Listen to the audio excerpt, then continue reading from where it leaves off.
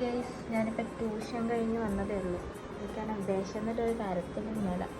നമുക്കെന്തായാലും അമ്മ എന്തൊക്കെ ഉണ്ടാക്കുന്നുണ്ട്, നമുക്ക് പോയി നോക്കാം. അമൃതം പൊടിയുടെ കട്ട്ലറ്റ് ഉണ്ടാക്കാൻ നമുക്ക്. അമൃതം പൊടി വെച്ചാ മതി.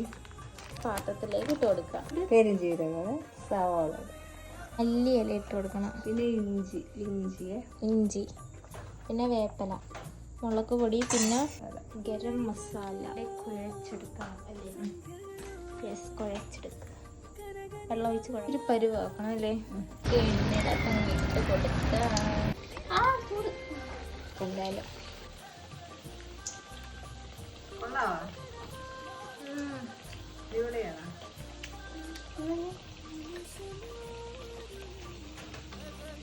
നല്ല മല്ലിയിലയുടെ ഫ്ലേവറും